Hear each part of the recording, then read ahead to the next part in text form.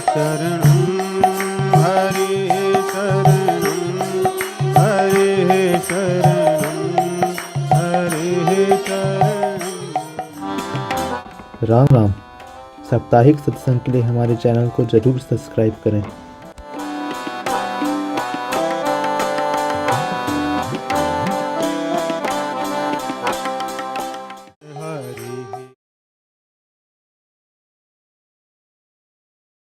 सीतानाथ समारम्भां श्रीरामानन्दार्य मध्यमाम् अस्मदाचार्यपर्यन्तां वन्दे श्रीगुरुपरम्पराम्। बन्दौ तुलसी के चरण जिनकीन्हो जग काज कलि समुद्र बोड़ तलक्यो प्रगट्यो शब्द।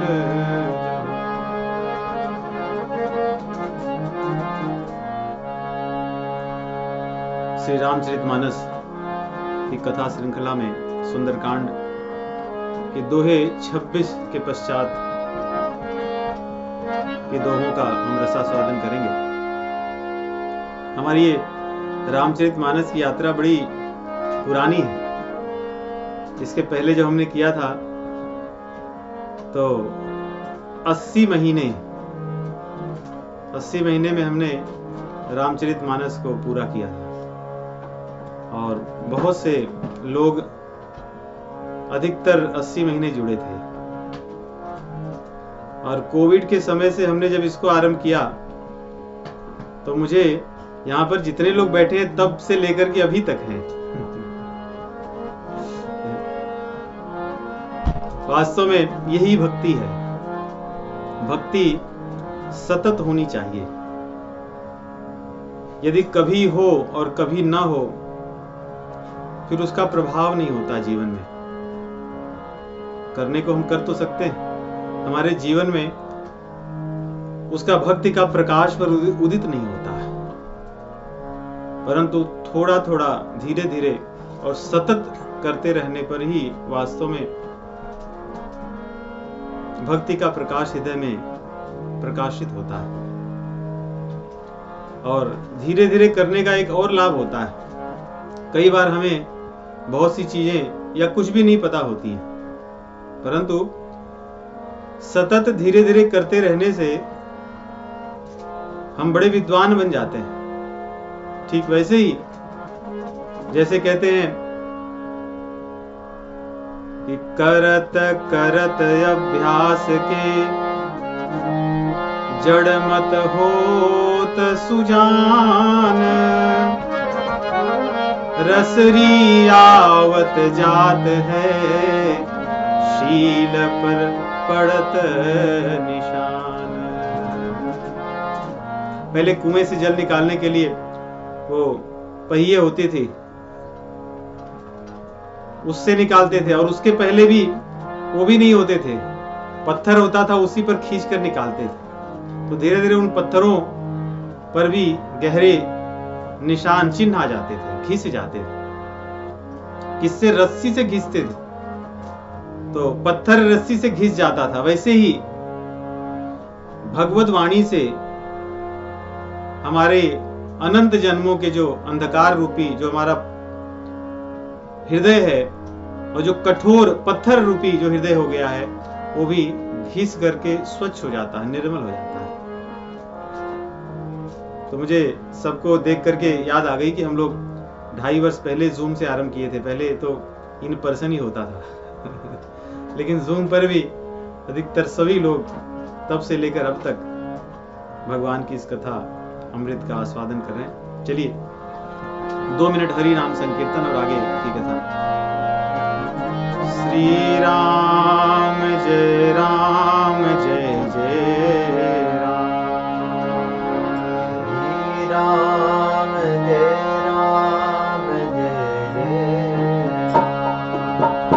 श्री राम जय जय श्री राम जय जय श्री राम जय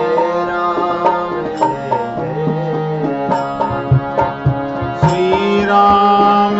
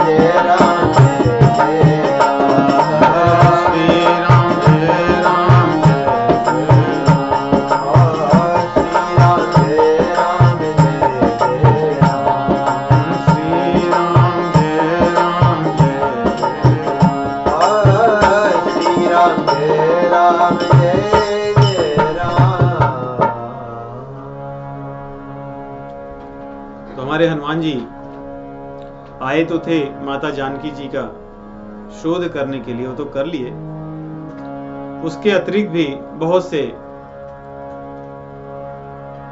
बहुत ही विक्रम जिसको कहते हैं, विशेष रूप से कर्म जो और कोई नहीं कर सकता, उन कर्मों को भी कर लिए। उन्हीं में लंका दहन है एक, जो असंभव है वास्तव में। हनुमान जी के सभी कार्य असंभव ही रखते हैं। लंका को जला करके अब उनको लग रहा है कि अब मेरा कार्य सब पूर्ण हो गया। सपने बानर लंका जारी से लेकर के जो त्रिजटा ने जो जो कहा था, हनुमान जी सब लिख कर रखे, और अब उनकी इच्छा है कि अब मुझे लौट जाना चाहिए। इसलिए माता जानकी जी के पास पुनः लौट कर आते हैं, और गोस्वामी जी लिखते हैं, आते ही हनुमान जी उनसे आज्ञा नहीं मांग रहे कि मैं चलूंगा। हनुमान जी उनसे कह रहे हैं कि मैं जा रहा हूं, क्योंकि अगर कहते कि मैं चलूंगा तो संभव है, हो सकता है माता जानकी जी कहे कुछ दिन और रुको। इसलिए कह रहे हैं कि अब मैं जा रहा हूं, मेरी जो सेवा थी वो पूरी हो गई है। जो भी आपको संदेश देना है कहिए। कोई चिन्ह जैसे भगवान श्री रामचंद्र जी ने दिया था मुद्रिका, वैसी कुछ आप हमें दीजिए, जिससे भगवान को बड़ी सरलता से मैं दे दूं और संक्षेप में उसके माध्यम से बहुत सी बातें मैं कह दूं। इसलिए यहाँ पर हनुमान जी कह रहे हैं, हाथ जोड़ करके उनके सामने खड़े हैं और कह रहे हैं, मैया मातु मोहि दीजय कछु चीन्हा, जैसे रघुनायक मोहि दीन्हा।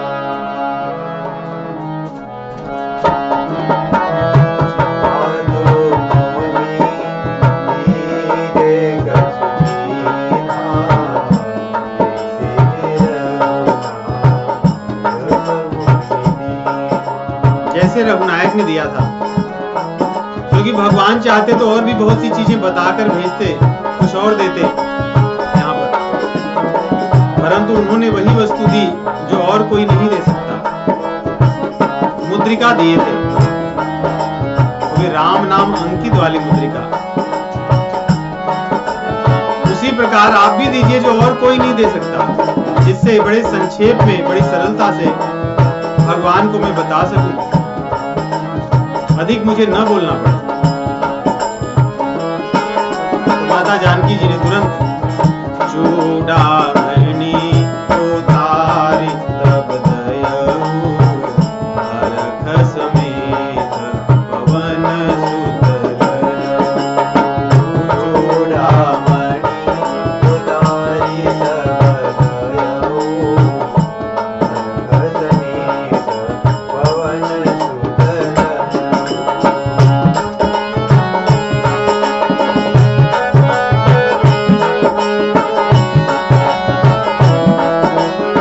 जानकी भी ऐसी वस्तु दे रही है जो केवल वही दे सकती है। इस चूड़ामणि का भी बड़ी दिव्य कथा है कि समुद्र मंथन के समय ये देवताओं को मिली थी, तो देवताओं के राजा इंद्र ने अपने पास रखा था। महाराज जनक जी पर प्रसन्न होकर के एक यज्ञ में उन्होंने महाराज जनक जी को दिया। इसलिए महाराज जनक जी इसको जानते थे, और माता जानकी जी की माता सुनैना जी इसको जानती थी। जब जानकी माँ का विवाह हुआ तो बड़े प्रेम से महाराज जनक जी ने और माँ सुनैना ने विदाई के समय इसको सीता जी को दे दिया। माता सीता भी जब आई तो प्रेम से अपने सासू माँ को दी और महाराज दशरथ जी को, परंतु उन दोनों ने कहा कि ये तुम अपने पास सदैव रखना। तो इसलिए इसकी कहानी बहुत से लोग नहीं जानते। जनक जी, सुनैना, महाराज दशरथ जी, कौशल्या, राम और माता सीता, बस इतने लोग ही जानते हैं। और इनमें हनुमान जी तो जनक जी महाराज जी के यहाँ भी नहीं जाएंगे और न तो अयोध्या जाएंगे। इसलिए जब ले जाकर देंगे तो भगवान को बड़ी सरलता से बहुत सा संदेश चला जाएगा कि हनुमान जी मिलकर आए।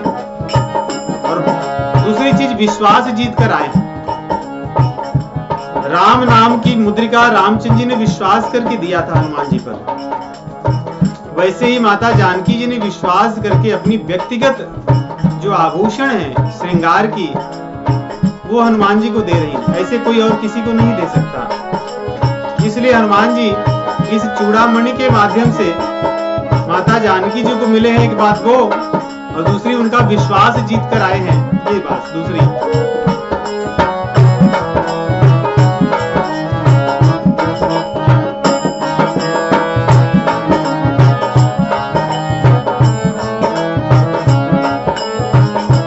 संदेश भेज रही हैं कि हे तात, जब आप जाओगे तो रामचंद्र जी भगवान को मेरा प्रणाम कहिएगा, मेरी ओर से उनको प्रणाम कीजिएगा। वैसे तो रामचंद्र जी को किसी चीज की आवश्यकता नहीं है, क्योंकि वो पूर्ण काम है। ऐसा नहीं कि वो मुझे या मेरी दी हुई किसी वस्तु को पाना चाहते हैं, परंतु वो भक्तों पर कृपा करने के लिए उनकी दी हुई वस्तु को स्वीकार करते हैं। इसलिए उनको प्रणाम करके कह देना कि हे प्रभु, आप तो पूर्ण काम है, फिर भी इसको स्वीकार कीजिए और मेरे संदेश को कहिए। कहे उतात अस मूरत नामा, सब प्रकार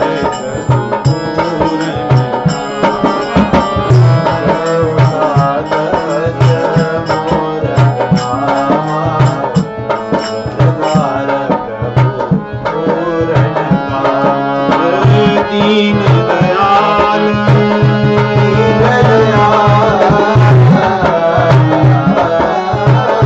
दीन दयाल वीरद संहारी वीरद संहारी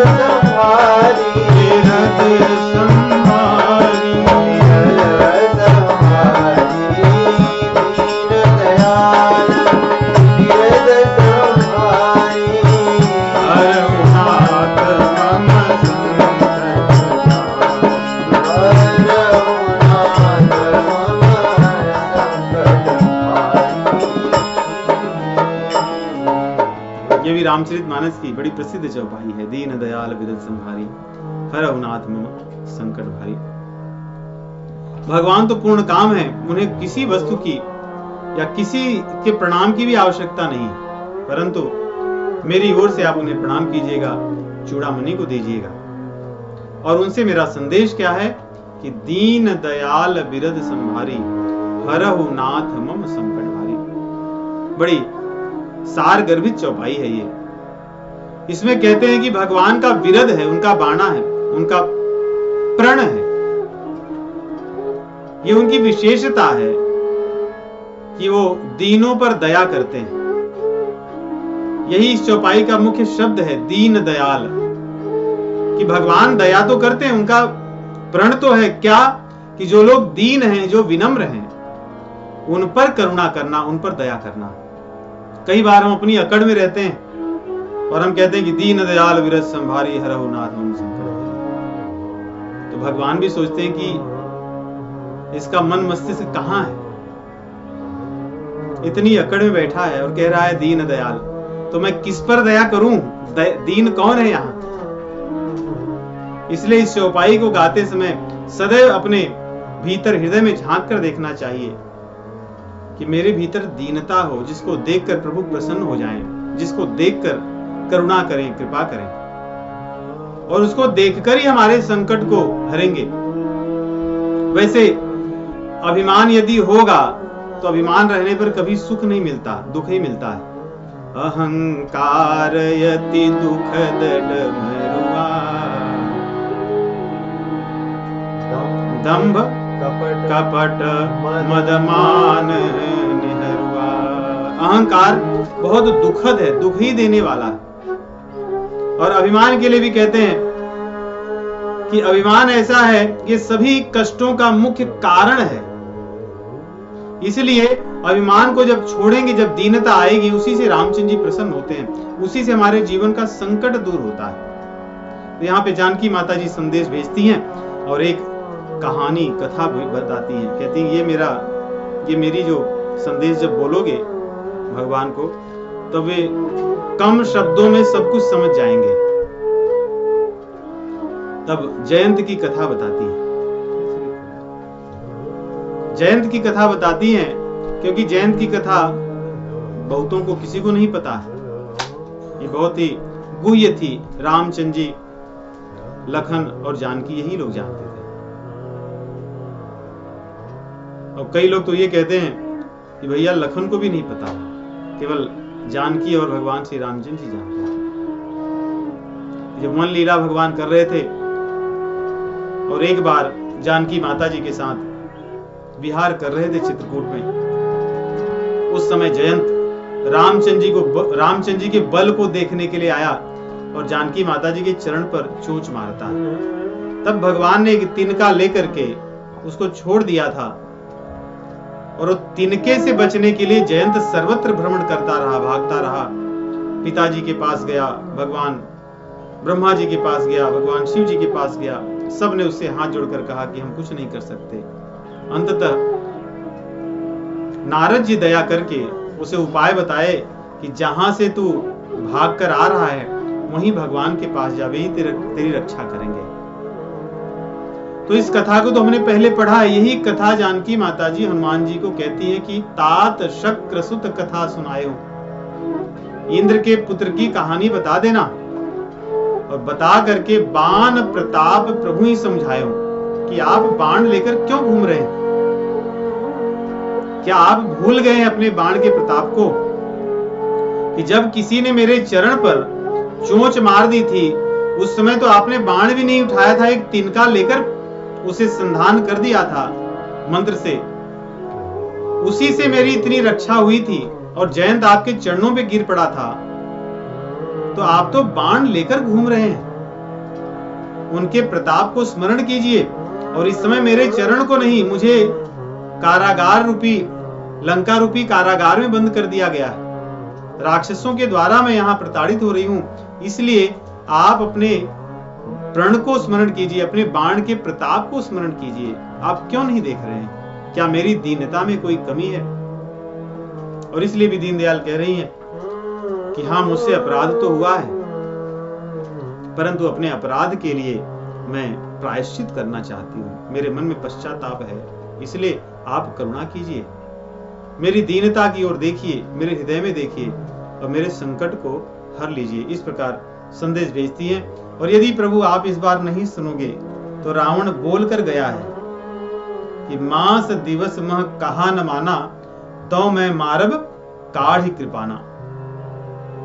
तो इसलिए कह रही है कि मास दिवस मह नाथ न आवा, तो पुनि मोहि जियत नहीं पावा।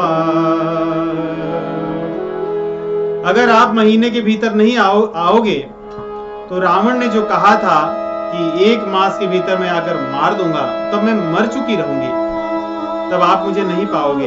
इस प्रकार संदेश देती हैं और हनुमान जी से अब कहती हैं कि इतना कह देना, लेकिन अब तुम भी यहाँ थे, इतने दिनों तक मेरा मन लगा हुआ था। भले तुम और सब काम कर रहे तो मुझे संदेश मिलता था कि बंदर आया है, राक्षसों को मार रहा है, रावण के पुत्रों को मार रहा है, वन को उजाड़ रहा है, लंका को जला रहा है, रावण के साथ संवाद कर रहा है। संदेश मुझे मिला करता था तो मुझे प्रसन्नता थी कि मेरा कोई अपना इस लंका में अभी भी है। परंतु अब तो आप जाने की बातें कह रहे हैं, अब तो मैं निपट अकेले हो जाऊंगी, अब मुझे बहुत दुख होगा। तुम्हें देखकर मेरे हृदय में बड़ी प्रसन्नता हुई थी, परंतु अब तो क्षोभ ही क्षोभ होगा। सोचिए, यदि हम इसका चिंतन करें और स्वयं को उस स्थान पर रखें कि कई ऐसे देश में जहां चारों ओर हमारे शत्रु हों और हम ही उनके लक्ष्य हों। शत्रु हो, कई बार शत्रु तो है ही, लेकिन उनका लक्ष्य कोई और हो, हम कहीं एक कोने पड़े हैं, कोई हमें नहीं पूछ रहा है। लेकिन ऐसी बात भी नहीं है, चारों ओर शत्रु और उन शत्रुओं का मुख्य केंद्र बिंदु हम ही हो। वहां पर कोई एक व्यक्ति हमारी परिचय का, हमारी सहायता करने के लिए आए और फिर आकर के हाथ जोड़ करके बोले कि अब मैं जा रहा हूं, उस पीड़ा की अनुभूति, उस पल में जो हृदय विदीर्ण करने की जो पीड़ा होगी, उसकी अनुभूति कैसी होगी। माता जानकी जी की स्थिति उस समय ऐसी है। इसलिए कह रही हैं कि तुम्हें तो मैं देख करके मेरी छाती जुड़ा गई थी, ठंडी हो गई थी, मन में प्रसन्नता थी, परंतु अब तुम भी कह रहे हो जाओगे तो मैं किसके आश्रय पे रहूंगी। तो ही देखी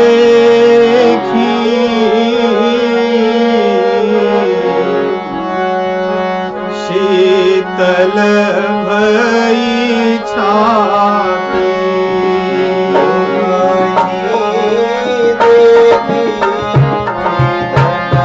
भई छाती, सुनी कहूँ सोई दिन सो राती,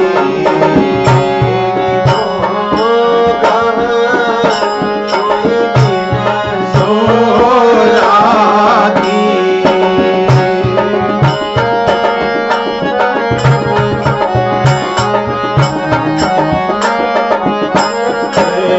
जनक सुतहि सर्वहाई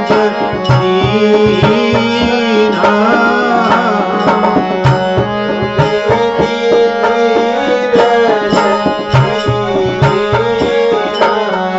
दीना, चरण कमल सिर नाई पुनी, गवन राम कहि कीना।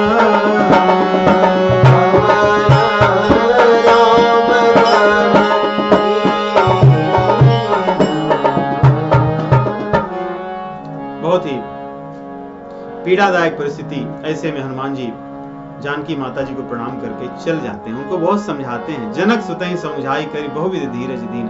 यहाँ पे धीरज और जनक सुता, ये दो शब्द एक साथ है कि जनक जी महाराज, इनका पूरा वंश ही धैर्य के लिए ही जाना जाता है, क्योंकि ये सब विदेह हैं, ये उनकी पुत्री हैं।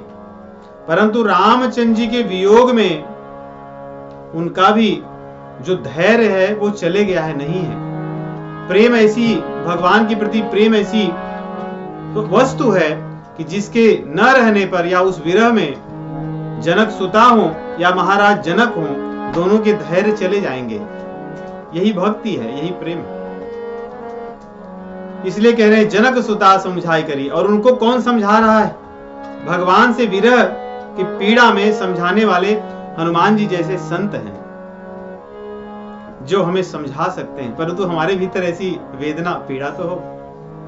अपने जनों से जिनसे हम इस संसार में, इस जन्म में मिलते हैं, कितना लगाव हो जाता है।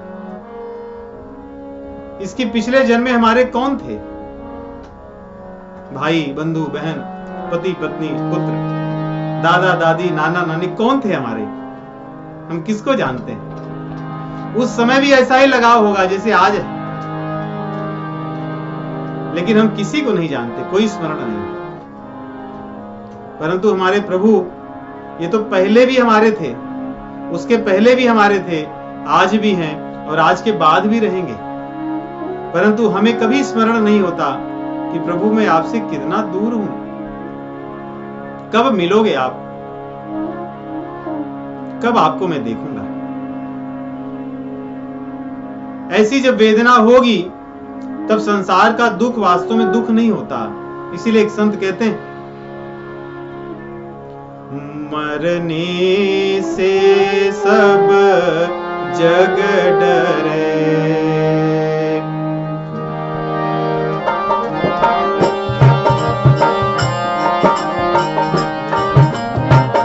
मरने से सब जग डरे, मेरो मन आनंद, मरने से सब डरे, मेरो मन आनंद। और वो क्या कह रहे हैं? सब लोग तो डर रहे हैं मरने से, लेकिन फिर मैं प्रसन्न हूं कि कब मरूंगा। मैं आनंद की अनुभूति कर रहा हूं कि उस समय कब आएगा। क्यों? कब मरी हूं कब भेटी हूं पूर्ण परमानंद। कब मरी हूं कब भेटी हूं पूर्ण परमानंद। कब मरी हूं कब भेटी हूं पूर्ण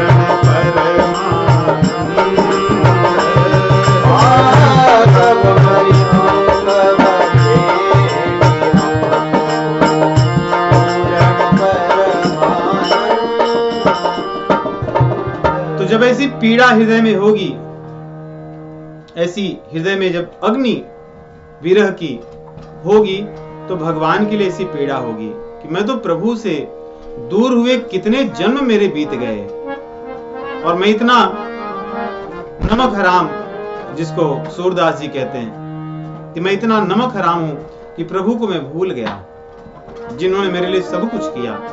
वैसे ही हमें भी भक्ति मार्ग में इस भाव को जागृत हो, ऐसी हृदय में इच्छा हो, आकांक्षा हो, उत्कंठा हो कि ऐसा भाव मेरे भीतर हो कि प्रभु से दूर रहते रहते मेरे कितने जन्म बीत गए। धैर्य ना हो कि कब मिलूंगा, कब मुझे उनकी स्मृति होगी, क्यों मैं उनको याद नहीं कर पाता, क्यों मैं संसार में ही लगा रहता हूं। उन्होंने ही तो मेरे लिए सब कुछ किया। जब मैं यहां नहीं था इस शरीर में, तब भी वे मेरे अपने थे, आज भी मेरे अपने हैं, और जब शरीर छूटेगा तो वही मेरे अपने होंगे और कोई नहीं होगा। इसलिए यहाँ पे समझा रहे हैं हनुमान जी, जनक सुतहि समझाई करी बहुविध धीरज दीन। ऐसे संत ही इस भाव को हमारे हृदय में जगा सकते हैं, समझा सकते हैं, बता सकते हैं। ऐसा कह करके हनुमान जी जाने लगे तो एक उपकार लंका वासियों पर और करते गए। चलत महाधुनि गर्ज सी भारी, गर्भ स्रवहु सुनि निश्चर नारी। जितनी भी राक्षसनियां गर्भवती थी, उनका सब गर्भ पात हो गया, जिससे जो पैदा होने वाले राक्षस से उनका अभी कल्याण हनुमान जी ने कर दिया। क्योंकि तुम जन्मोगे, पलोगे, बढ़ोगे और यहाँ मारे जाओगे, इन राक्षसों के साथ क्यों कुसंग करोगे, तुम अभी तुम्हारा कल्याण हो जाएगा, जाओ।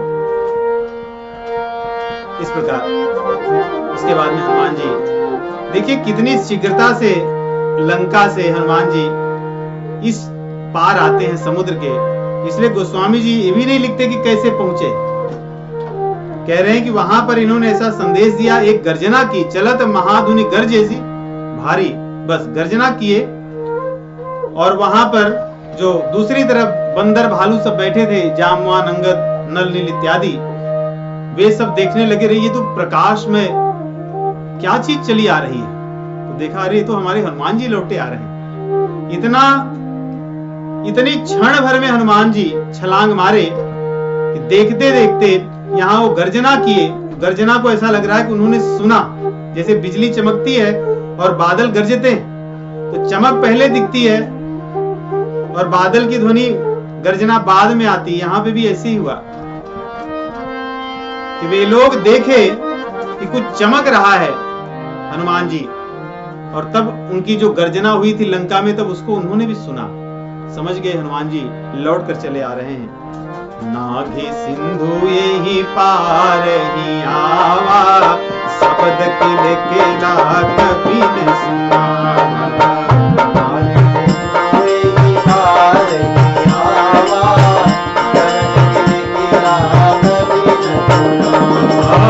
हर थे सब बिलो की हनुमान, नूतन जन्म कभी न घबराना।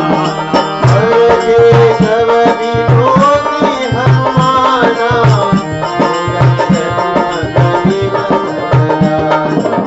मुख प्रसन्न तन तेज विराजा, कीन्हे श्री राम चंद्र कर काजा।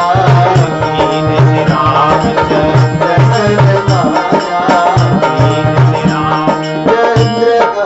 कितना सुंदर है चौपाइयों में, कितने कम शब्दों में कितनी बातें कह देना कि वहां पे गर्जना किए और यहाँ पे बंदर भालुओं को दिखे और पहुंच गए हनुमान जी। और पहुंचते ही कह रहे हैं कि उनका जो बंदर भालू थे वे सब बड़े, हनुमान जी तो प्रसन्न नहीं है, मुख प्रसन्न तन तेज विराजा। उनके आते ही लोगों ने देख लिया इतने प्रसन्न हनुमान जी हैं और उनके तन में इतना तेज है, किसी प्रकार की मूर्छा नहीं है, अर्थात कार्य करके ही आ रहे हैं। अब हमारा भी मरण निश्चित था, वो भी अब हमारा मरण नहीं होगा, अब हम जीवित हो जाएंगे, नया जन्म मिल गया, क्योंकि मृत्यु तो सामने खड़ी थी, उसी के साथ तो हम रोज सोते बैठते थे। लेकिन अब मृत्यु देवी वहां से छोड़कर भाग गई और हनुमान जी को देखकर सबने सोचा कि अब हमारा जीवन नया जन्म आज मिल गया है। सब किलकारियां, बंदरों की किलकिला शब्द, जो बंदर किलकिला करके एक दूसरे के साथ खुशी में बोलते हैं, देखो क्या तो कुछ उनको मिल जाए खाने पीने को तो किलकारी मारते हैं। तो सब लोग किलकारियां मार करके एक दूसरे के साथ आनंद उत्सव मना रहे हैं बंदर भालू। और मिले सकल अति भय सुखारी, तलपत मीन पाव जिम्मेवारी। जैसे जलहीन मछली मरणासन्न हो, उस समय कोई उनमें जल डाल दे, इस प्रकार इसी बंदर भालुओं की स्थिति हुई। सब एक दूसरे से बात करने लगे, कहने लगे कि हनुमान जी से पूछो। तो जो बड़े बुजुर्ग थे जामवन जी, उन्हें ही आगे कहा गया कि आप ही सब पूछिए कि क्या हुआ, कैसे हुआ। हम तो मान रहे हैं कि इन्होंने ये काम करके आए हैं, लेकिन आप पूछिए कि कैसे कैसे हुआ। इसलिए यहाँ बड़ी सुंदर बात कहते हैं, चौपाई बड़ी अच्छी लगती है हमें। चले हरखी रघुनायक पासा,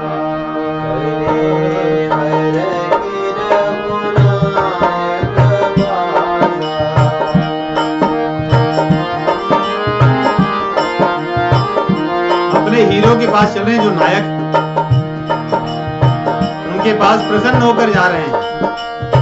चले हरखी रघुनायक पासा,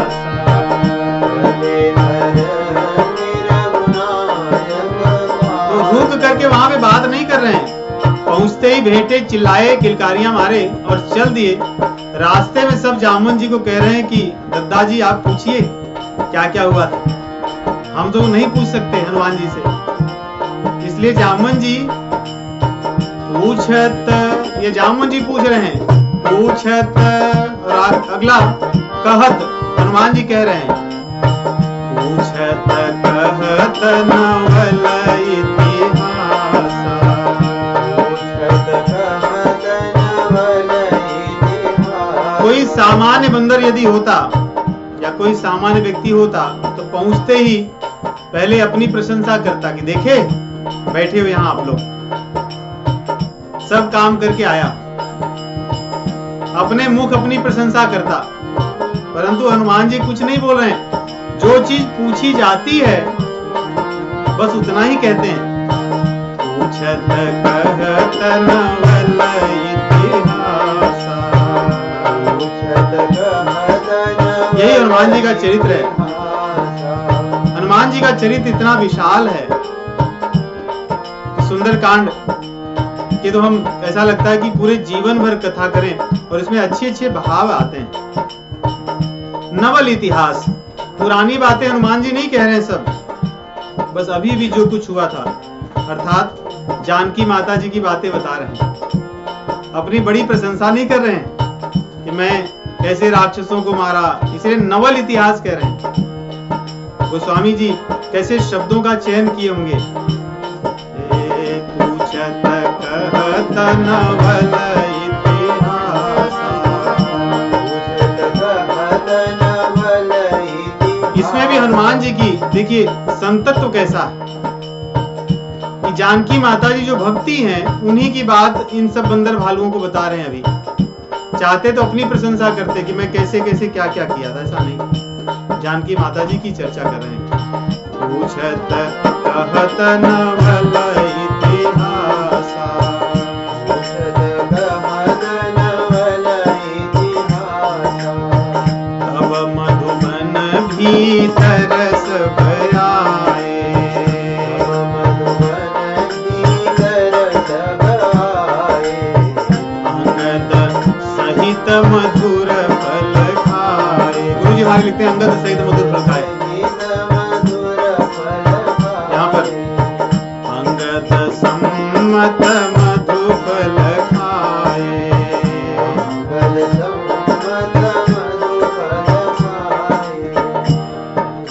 पहुंच हो गए। यहाँ पे एक मधुबन था, इसलिए कह रहे हैं कि तब मधुबन भीतर सब आए। तो किष्किंधा के पास पहुंच गए, लेकिन बंदर भालू कहने लगे जामुन जी से और अंगद जी से, कितनी प्रसन्नता की बात है, इतने दिन तो हम लोग यही सब सूखे फल इत्यादि खा के भय में खा रहे थे, तो खाने पीने का तो आज अवसर आया है। तो पहुंचने के पहले पहले कुछ खा पी लेते हैं, कौन सी इतनी शीघ्रता की बात है, थोड़े आधे घंटे देर से ही जाएंगे तो क्या होगा। तो इसलिए अंगद जी ने भी कृपा की, चलो ठीक है, इतने दिन मेरे कहने पे तुम सब लोग बैठे रहे, शांति से रहे, चलो तुम्हारी इच्छा भी पूरी हो जाए। तो एक मधुवन था जो बहुत ही सुंदर उपवन था, जैसे रावण का था अशोक वाटिका, जैसे इंद्र की है, इंद्र का जो उपवन है पुरंदर का स्वर्ग में, वैसे ही सुग्रीव जी का था ये, और इनके दादा परदादा के समय का, ये बहुत पुराना है। और इनके मामा थे, उनका नाम था दधिमुख। दधिमुख बूढ़े हो गए थे, तो सुग्रीव ने कहा कि अब आप कुछ ज्यादा काम नहीं करते हो, बस मधुवन में रहा करो, बंदर भालू जो तुम्हारे अधीन रहेंगे, और रक्षा किया करो उपवन की। मान लो कि मुख्य माली थे, मुखिया थे मालियों के। सुग्रीव आदि सब उसी में जाते अपना विहार करते थे। इसमें सभी को जाने की अनुमति नहीं थी, इसलिए यहां पे कह रहे हैं अंगद की आज्ञा से ही गए उसमें, क्योंकि अगर अंगद न बोले होते तो जाने को किसी को नहीं मिलता। तो अंगद गए, बोले मामा को अपने, अब सुग्रीव के मामा है तो इनके तो पर मामा कह सकते हैं। तो कहा कि मामा जी खाने दीजिए सबको। तो मामा जी बोले चलो ठीक है, दोनों में सहमति हो गई कि थोड़ा थोड़ा चीजें खाइएगा जो जो बताए, और उसके बाद आप लोग जल्दी से निकल जाओ। तो बात तो हो गई। वाल्मीकि जी इसको 2-3 सर्गों में लिखते हैं, 2 सर्ग में लिखते हैं, कैसे खाते हैं, फिर खूब लड़ाई होती है, भूसे चलते हैं, किसी के हाथ टूटते हैं, किसी के दांत टूटते हैं, कोई चलने लायक नहीं है। मामा जी भी उसमें तोड़े जाते हैं, वो भी चलने लायक नहीं है। तो बंदर भालू जब खूब खाने लगे, किलकारियां मार मार के, तो मामा जी ने कहा कि इतना नहीं खा सकते। तो उन्होंने कहा कि मुझे रोकोगे तो जिस पेड़ से खा रहे थे पेड़ को ही तोड़ देते थे। तो मामा ने कहा कि अब इनकी पिटाई करो। तो जो उनके सैनिक थे सब भेजे गए। तो बंदर भालू भी अपने उस समय उत्साह में थे कि हम इतना बड़ा काम करके आए हैं और तुम यहाँ बैठ करके न कुछ काम करना न कुछ हमें सिखा रहे हो। तो बहुत लड़ाई हुई इन लोगों का, बहुत, मतलब ऐसे किसी की पूंछ, किसी के पैर, किसी के दांत, किसी की ठोड़ी टूटे, पेड़ उखाड़ उखाड़ कर एक दूसरे को मारे। मामा जी ने अवसर ढूंढा कि देखा कि अब तो हम इनसे जीत नहीं सकते, भगे वहां से कैसे भी अपने आप को छुड़ाकर सुग्रीव के पास जाकर के अंगद का नाम लिया कि अंगद ने सब करा दिया। बोले क्या कराया? बोले उसने सारे मधुबन को ही तोड़वा दिया, इसलिए कि उन्हें लगा कि अगर अंगद का नाम लूंगा तो हो सकता है सुग्रीव को क्रोध आ जाए कि ये तो है युवराज और ये सब मेरे विरोध में काम कर रहा है। तो सुग्रीव ने पूछा कि क्या हुई, सारी बात बताओ। तो उन्होंने बताया कि सब बंदर भालू आए थे, बड़े प्रसन्न थे। तो सुग्रीव ने मन में विचार किया कि अगर बंदर भालू आए थे, इतने प्रसन्न थे, और हनुमान जी भी उनके साथ थे, वे भी प्रसन्न थे, तो हनुमान जी का चिंतन करके उन्होंने सोचा कि यदि हनुमान जी भी उन बंदर भालुओं को मना नहीं किए, अर्थात वे निश्चित रूप से भगवान का कार्य करके आए हैं, तभी खा पी रहे हैं। तो देखिए सुग्रीव जी भगवान के सेवक हैं, इसलिए एक मधुबन क्या हजारों मधुबन भगवान की सेवा में न्यौछावर हो जाए तो क्या बड़ी बात है। इसलिए उन्हें मधुबन की कोई चिंता नहीं है। उन्होंने चिंतन किया कि भगवान का कार्य हो गया। इसलिए यहाँ पे कहते हैं कि रखवारे जब बर्जन लागे, मुष्टि प्रहार करत सब भागे। यहाँ हनत लिखा है, हनत अर्थात मार देना जान से, प्राण से। तो मुंह का सब चला, सब भगे, जाय पुकारे ते सब वन उजाड़ युवराज। यहाँ पे भी अंगद का ही नाम लिए, जबकि उजाड़ रहे हैं अन्य सब लोग, लेकिन नाम अंगद का लगाया गया, जिससे अपने ऊपर, नहीं तो ऐसा ना हो सुग्रीव मामा कोई डांटेंगे तुम क्या कर रहे थे फिर वहां। तो इसलिए अपने बचने के लिए कि भाई युवराज ने कहा था, इसलिए हम शांति से बैठे थे। सुन सुग्रीव हरख कपि कर आए प्रभु काज। परंतु सुग्रीव जी ने अंत में सोचा कि नहीं, ये कार्य करके ही आए, इसलिए उन्हें प्रसन्नता हुई। और उन्होंने ये भी सोचा कि हरख कपि, यहाँ पे दो हरख शब्द का दोनों के साथ उपयोग होगा, ये दीप देहरी अलंकार है। सुन सुग्रीव हरख, सुन करके सुग्रीव प्रसन्न हुए, और ये सुन करके कि हर्ष कपि, वो बंदर भालू भी बड़े प्रसन्न हैं, इसलिए वो कार्य करके आए हैं। अब वो कह रहे हैं, अपने मन में विचार कर रहे हैं, जौन होती सीता सुधि पाई, मधुबन के फल सकहीं की खाई। जौन होती सीता सुधि पाई, मधुबन के फल सकहीं की खाई। इतना विश्वास है उन्हें अपने सेवकों पर। सेवक बड़े अच्छे थे सुग्रीव के, इसलिए उन्हें पता है यदि वे कार्य करके न आते तो कभी खाने की उनकी कभी इच्छा न होती। यही विधि मन विचार कर राजा, आई गए कपि सहित समाजा। मन विचार कर राजा, आई गए कपि सहित। और जब मामा जी दौड़कर गए थे बताने के लिए, तो कुछ बंदर भालू जो गिरे थे, लगा था चोट, हनुमान जी ने सबको उठाया और बोले कि वो लोग गए हैं बताने के लिए, और चलो जल्दी से जो संदेश है वो कहना। तो जामवंत जी ने सबको समझाया कि भैया यहाँ अपने क्रोध को त्याग दो, नहीं तो एक दूसरे को गाली गलौज लड़ाइयां ही चल रही थी, इसने मुझे नहीं खाने दिया, इसने ऐसा किया। हनुमान जी और जामवंत जी ने समझाया, सब प्रसन्न चित होकर के अब सुग्रीव जी के पास आ रहे हैं, अपने राजा के पास आ रहे हैं। आई गए कपि सहित समाजा, आई गए कपि सहित समाजा। आकर के सभी लोग सुग्रीव जी के चरण कमलों में अपने सिर को नवाते हैं, दंडवत प्रणाम करते हैं।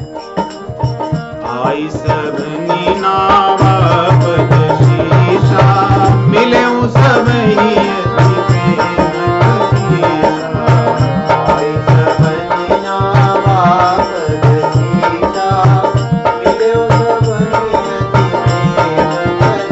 सुग्रीव जी ने किसी से कुछ नहीं पूछा वास्तव में कि आप लोग क्या तोड़े हो, मेरे उपवन को तोड़े, किसी से कुछ नहीं पूछा, बल्कि वो कह रहे हैं मिले सबई अति प्रेम कपीसा, सबसे बड़े प्रसन्न चित होकर के मिल रहे हैं।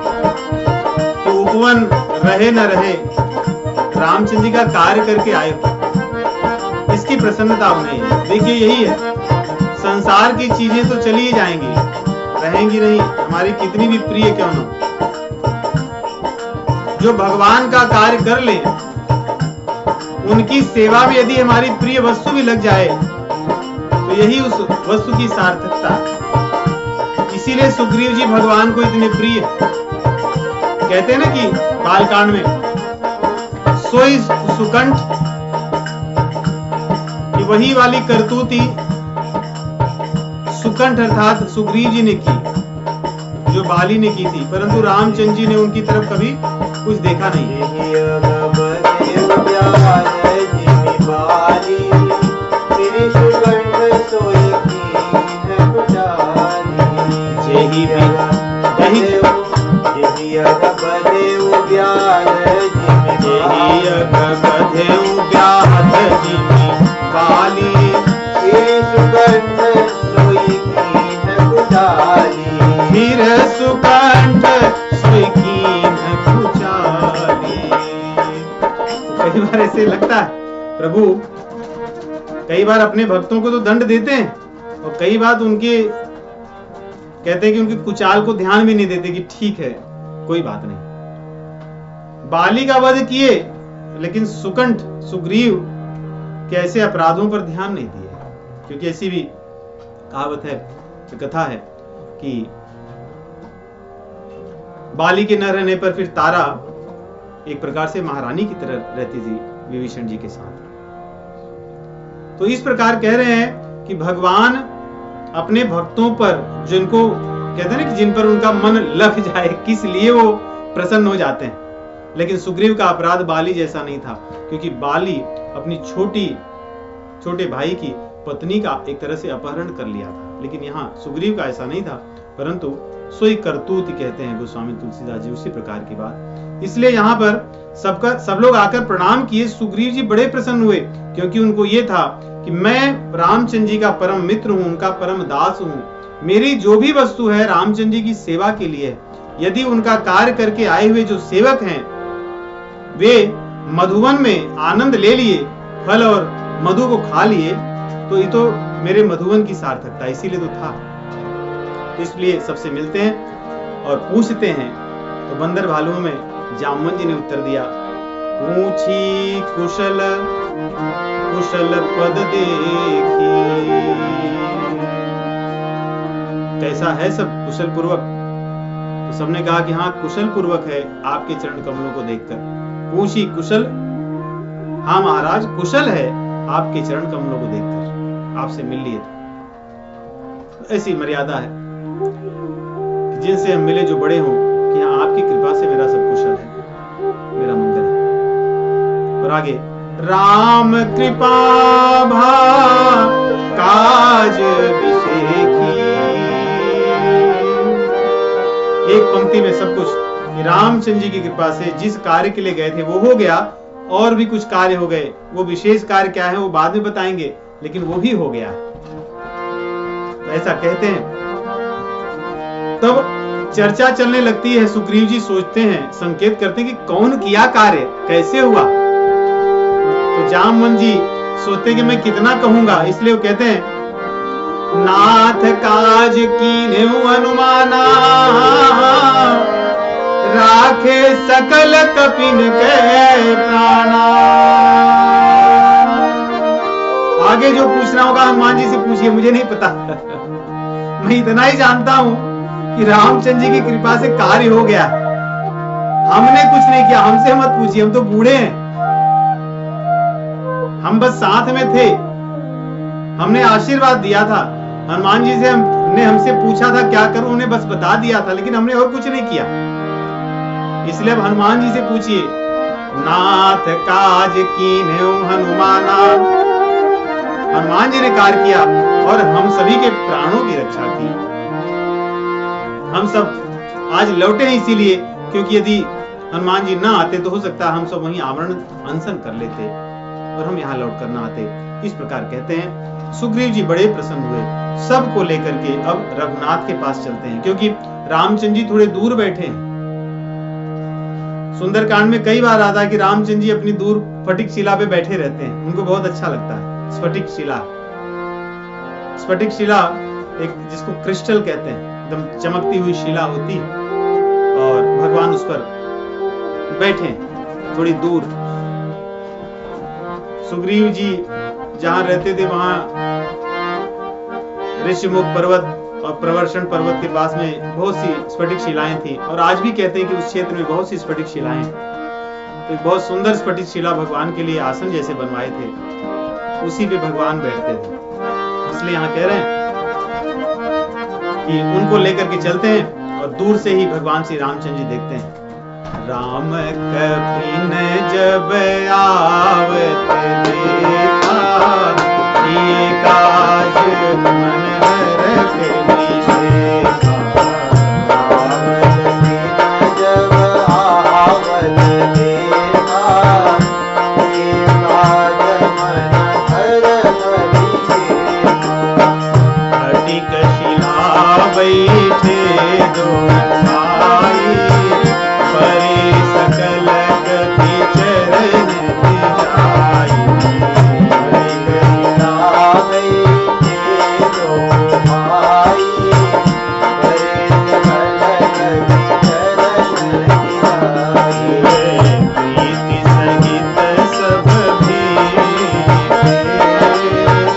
रघुपति करुणा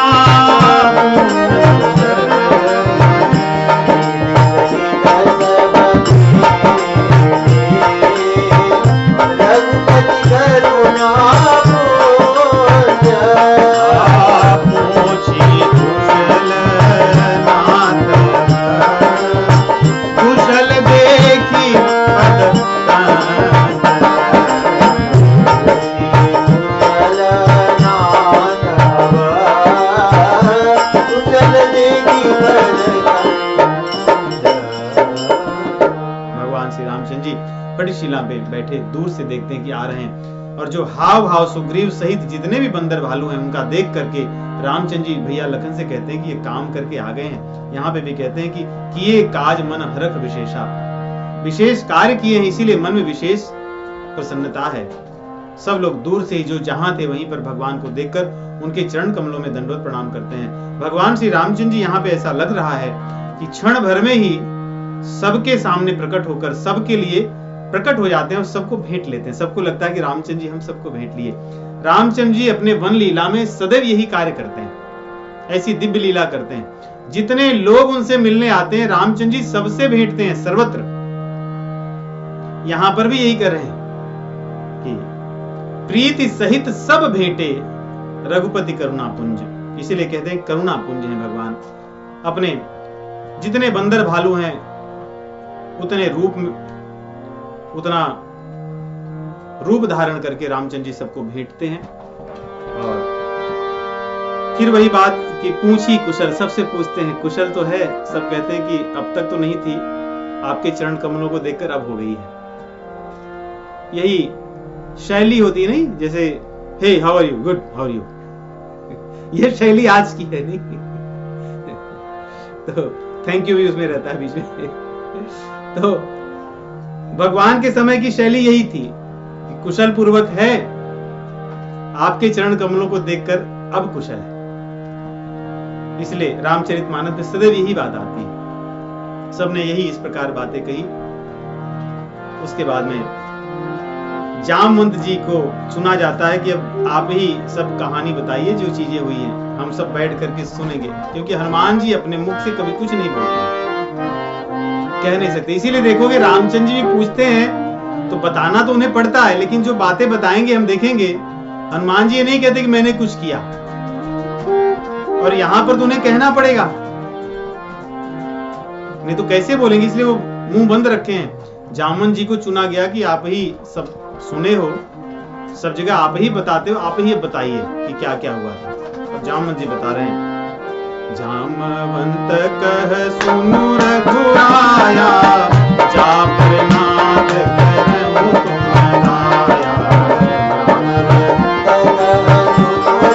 दाया।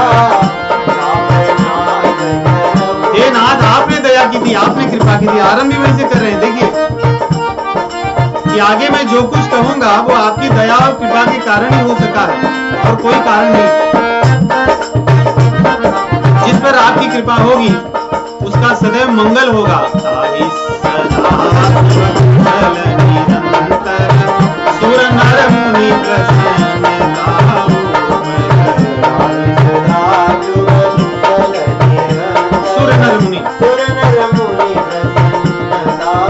देवता भी उसी में प्रसन्न होते हैं, मुनियों का आशीर्वाद भी उसी को मिलता है, और मनुष्य भी उसके सहायक बन जाते हैं। लंका में यही हुआ। सुर नर मुनि प्रसन्नता,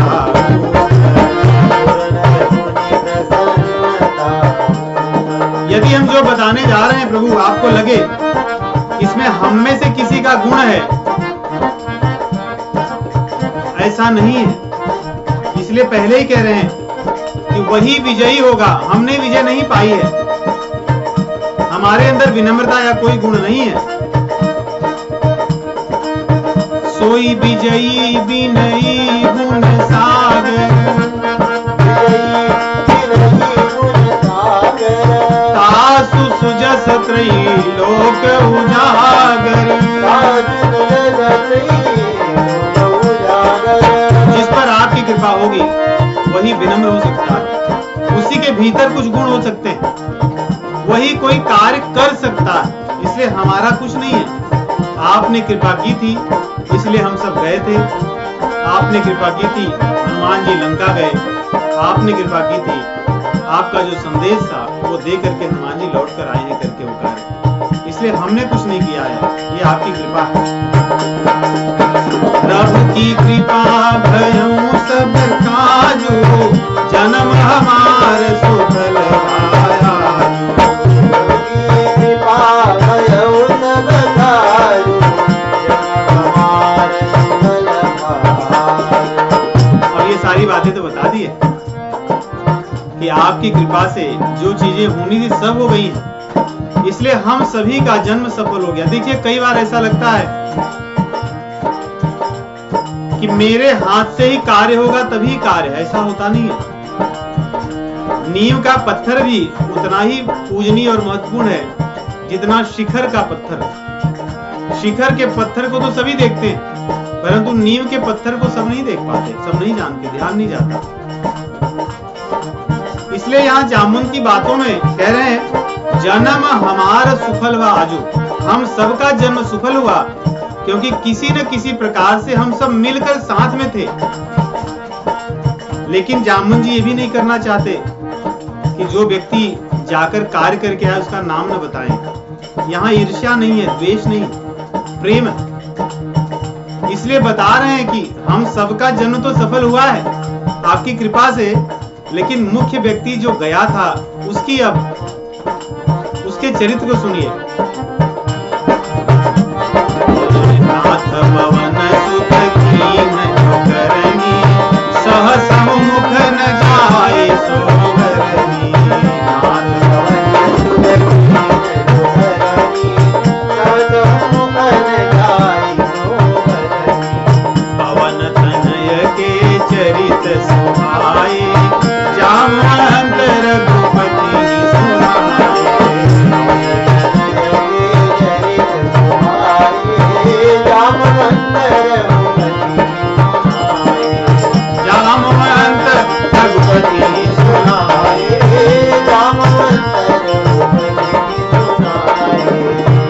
कितनी शिक्षाप्रद प्रसंग है। देखिए जीवन में जीने का जामवंत जी और हनुमान जी की कोई तुलना नहीं कर सकते हैं, न तो बल में, न तो बुद्धि में, न विवेक में। परंतु जामवंत जी की अवस्था बहुत अधिक है। उन्होंने भगवान की बहुत सेवा की है पहले, अब नहीं कर पाते, इसलिए सभी बंदर भालुओं ने उनका सदैव सम्मान किया। और जामवंत जी के मन में भी ऐसा ही सम्मान का भाव इन सब बंदर भालुओं के लिए कि जामवंत जी ये नहीं कह रहे हैं कि मैं तो कुछ नहीं कर पाया या ऐसा कोई बात नहीं है।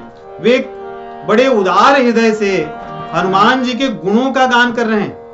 हनुमान जी उनकी अवस्था, उनकी अपेक्षा, उनकी तुलना में अवस्था में बड़े छोटे हैं। जामवंत जी तो वामन अवतार के समय के हैं, परंतु वो हनुमान जी के गुणों का गान कर रहे हैं। ये भक्ति है वास्तव में, जहां पर कोई भी व्यक्ति दूसरे के गुणों का उजागर करता है, दूसरों को सम्मान करता है, दूसरों की सेवा करता है, स्वयं अपेक्षा नहीं रखता, और इसी कारण भगवान प्रसन्न होते। इसलिए यहाँ गोस्वामी जी लिखते हैं, सुनत कृपानिधि मन अति भाए। भगवान को बहुत अच्छा लगा। ये जो दल गया था, ऐसा नहीं कि इसमें मैं था। अंगद जी मुखिया, उनका कहीं नाम नहीं है, लेकिन उनको कोई दुख नहीं है। जहां उनकी आवश्यकता थी वहां उन्होंने सेवा दी। क्या, जब सब भूखे प्यासे थे तो बोले जाओ मधुबन में खाओ। वहां जामवंत जी बीच में नहीं आए, न तो हनुमान जी वहां बीच में आए। लेकिन जहां पर कहने की बात आई वहां अंगद जी दौड़कर नहीं आए कि भैया मैं तो मुखिया हूं, मैं कहूंगा। जामवंत जी आपने कौन सा बहुत बड़ा काम कर दिया वहां पे, आप तो बैठे ही रहे, आप क्यों बोल रहे हैं? ऐसी कोई बात नहीं है। यही सब चीजें शिक्षाप्रद हैं कि जो बड़े हैं, बुजुर्ग हैं, उनका अपना स्थान है, जो सेवा कर रहे हैं उनका अपना स्थान है। जिसकी जैसी परिस्थिति है वो अपनी परिस्थिति अनुसार अपने कर्तव्यों का पालन करता है, सेवा करता है, सभी का सम्मान है। और भगवान इसी से प्रसन्न होते हैं। केवल एक जन पर प्रसन्न नहीं हुए भगवान सब पर प्रसन्न हुए। इसलिए कह रहे हैं, सुनत कृपा निधि मन यति भाए, पुनि हनुमान रखी राय। एक बार तो सबको भगवान ने अपने हृदय से लगाया ही था, इसलिए कह रहे पुनि हनुमान जी को फिर से हृदय से लगा लिया।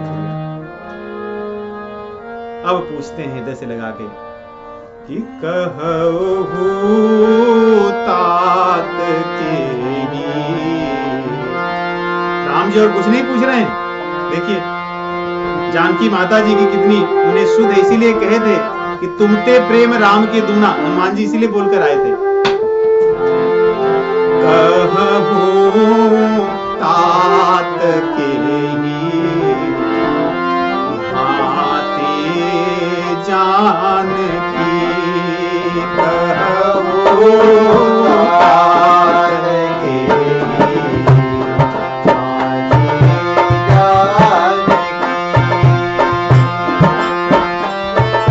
नाम प्रभु को बहुत प्रिय है, जानकी नाम।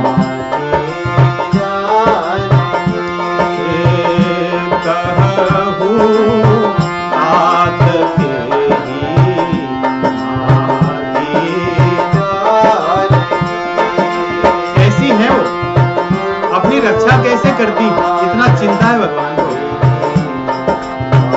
कैसे रहती, राक्षसों के बीच में अपनी रक्षा कैसे कर पा रही हैं।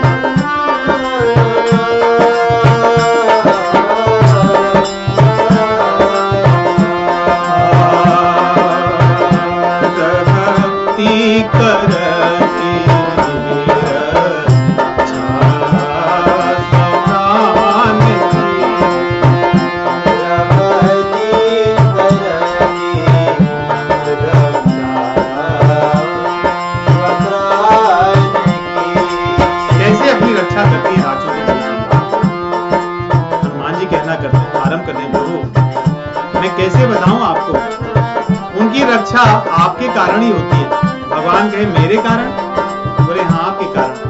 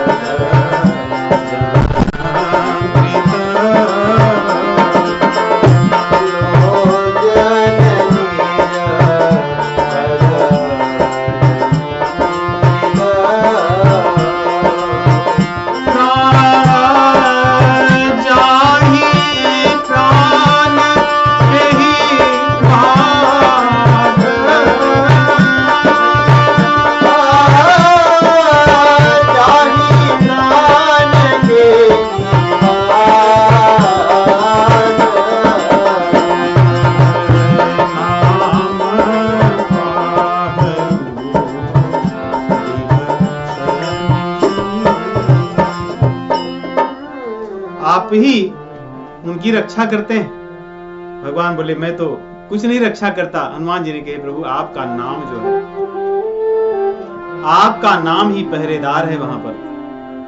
वैसे तो राक्षसों का पहरा है, परंतु राक्षस तो उनको एक प्रकार से प्रताड़ित करने के लिए वहां रहते हैं। आपका नाम उनकी रक्षा करता है और रात दिन ये पहरेदार रहते हैं, कभी थकते नहीं। और आपका ध्यान करती हैं, वही कपाट है। कपाट अर्थात एक तरह से दुर्ग या दरवाजा।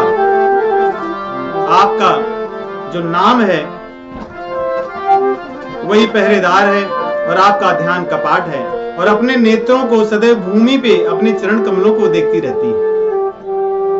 लोचन निज पद जंत्रित, क्योंकि प्राण जाएंगे तो आंखों से तो जाएंगे,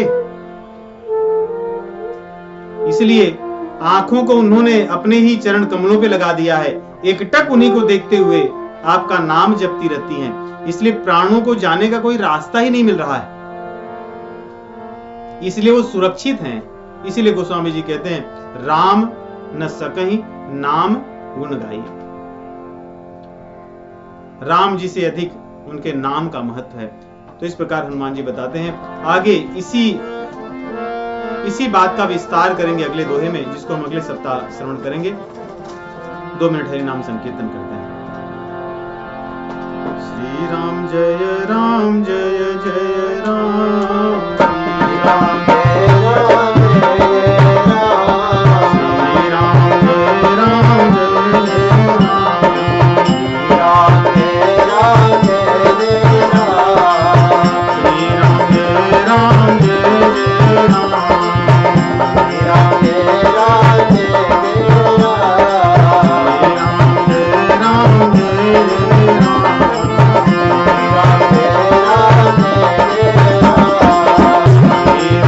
जय राम जय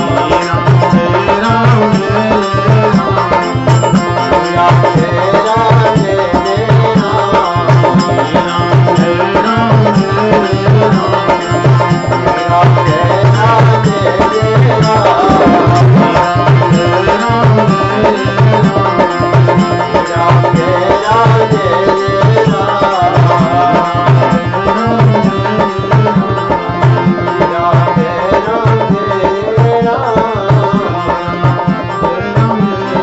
राम सियावर रामचंद्र भगवान की।